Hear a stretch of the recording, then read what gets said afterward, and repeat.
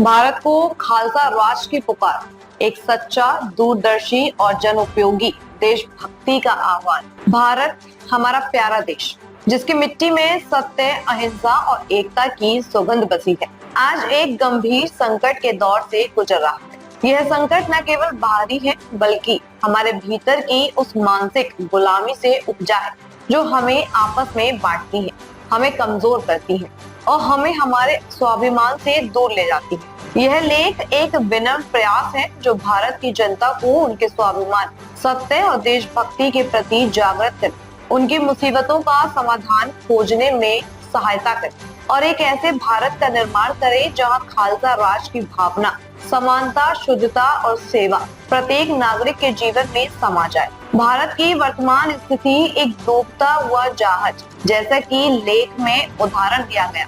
हमारा देश एक विशाल जहाज की तरह, जिसमें पूरा भारत समाया हुआ।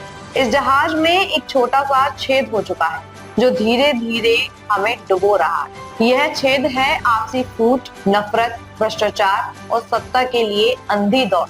इस छेद को देखने की इच्छा ना तो नेताओं में है, ना ही सामाजिक संगठनों में, और ना ही हमारी उस जनता जो मानसिक गुलामी के कारण अपनी शक्ति को भूल चुकी है। इतिहास की पुनरावृत्ति 1947 में भारत में अंग्रेजों की गुलामी से मुक्ति पाई, लेकिन क्या हम वास्तव में स्वतंत्र हुए?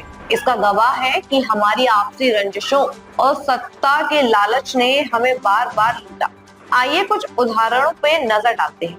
दिल्ली और अन्य शहरों में हजारों सिखों की निर्मम हत्या, संपत्ति का विनाश और परिवार को उजाड़ना। यह दंगा केवल सत्ता की राजनीति और नफरत की आग का परिणाम था। क्या यह देशभक्ति थी? नहीं, यह थी सत्ता के लिए जनता को कुर्बान करने की नीति। 1992 का बाबरी मस्जिद विध्वंस, अयोध्या में बाबरी मस्जिद का विध्वंस और उनके देश भर में हुए सांप्रदायिक दंगे, लाखों लोग बेघर हुए, हजारों मरे और भारत की एकता पर गहरा आघात लगा। यह सब सत्ता और धार्मिक उन्माद के नाम पर हुआ, ना कि जनता के कल्याण के लिए। 2002 का गुजरात दंगा, गुजरात में हजारों लोग मुख्य रूप से अल्पसंख्यक समुदाय के मारे गए, संपत्ति का विनाश हुआ और नफरत की दीवारें और ऊंची हो गई। इस घटना ने देश के सामाजिक ताने बाने को कमजोर किया और सत्ता के लिए हिंसा को औजार बनाया। 2013 का मुजफ्फरनगर दंगा, उत्तर प्रदेश में सांप्रदायिक हिंसा ने सैकड़ों लोगों की जान ली और हजारों को बेघर कर दिया। यह दंगा जो चुनावी लाभ के लिए भड़काया गया, एक बार फिर साबित करता है कि सत्ता के लालच में जनता को बलि चढ़ाया जाता है। 2020 का दिल्ली दंगा, उत्तर पूर्वी दिल्ली में हुए दंगे, जिसमें 53 लोग मारे गए और सैकड़ों घायल हुए। यह हिंसा भी सांप्रदायिक नफरत और राजनीतिक लाभ के लिए भड़काई गई थी। इन सभी घटनाओं में एक समानता है, सत्ता के लिए जनता को बांटना, हिंसा को हथियार बनाना और देश की एकता को कमजोर किया गया। क्या यह देशभक्ति है? नहीं, यह था देशद्रोह, सत्ता का लालच और जनता की गुलामी। लेख में उल्लेखित संगठन भाजपा, आरएसएस, बजरंग दल और अन्य सत्ता के लिए किसी भी हद तक जा सकते हैं। इनके द्वारा चुनाव से पहले दंगे भड़काना, नफरत फैलाना और झूठे वादों से जनता को ठगना कोई नई आम बात नहीं है।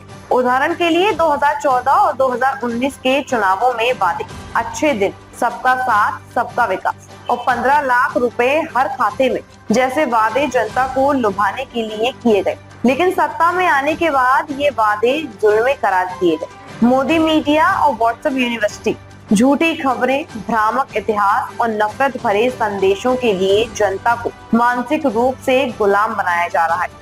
उदाहरण के लिए ऐतिहासिक तथ्यों को तोड़ मरोड़ कर फिल्मों और सीरियल्स के माध्यम से प्रस्तुत करना, संवैधानिक संस्थाओं का दुरुपयोग, सीबीआई, ईडी और अन्य एजेंसियों का इस्तेमाल विपक्ष को दबाने और सत्ता को मजबूत करने के लिए किया जा रहा है। जनता की मुसीबतें और समाधान की राह आज भारत की जनता शिक्षा, स्वास्थ्य, रोजगार, महंगाई और अपराध जैसे मुद्दों से जूझ रही है। लेकिन इन मुद्दों पर चर्चा करने के बजाय हमें राम, हनुमान और सांप्रदायिक नफरत के नाम पर बांटा जा रहा है। हमारा इतिहास भुलाया जा रहा है और हमारी संस्कृति को केवल कुछ काल्पनिक प्रतीकों तक सीमित कर दिया गया।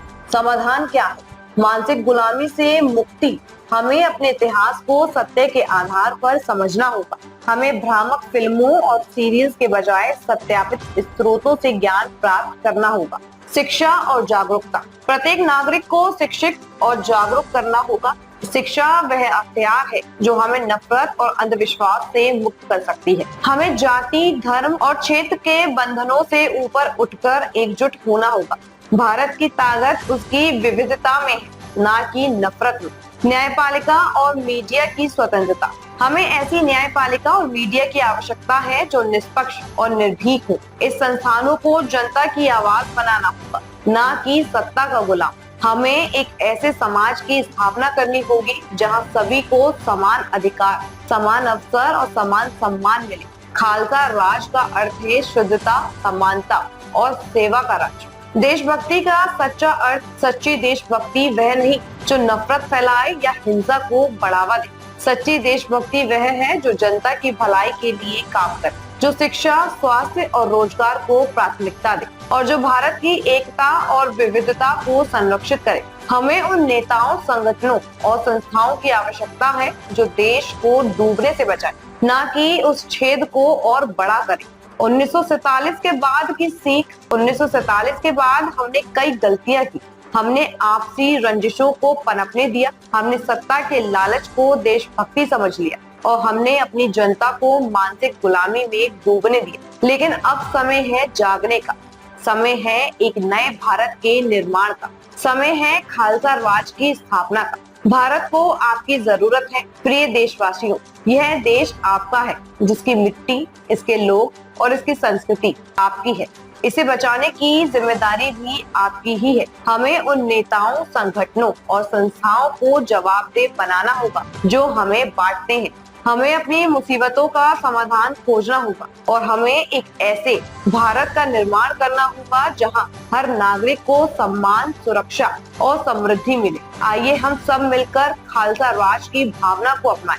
आइए हम एक ऐसे भारत का निर्माण करें जो सत्य, शुद्धता और समानता का प्रतीक बने। यह भारत आपका है और इसे बचाने का समय अब है। जय हिंद, जय भारत।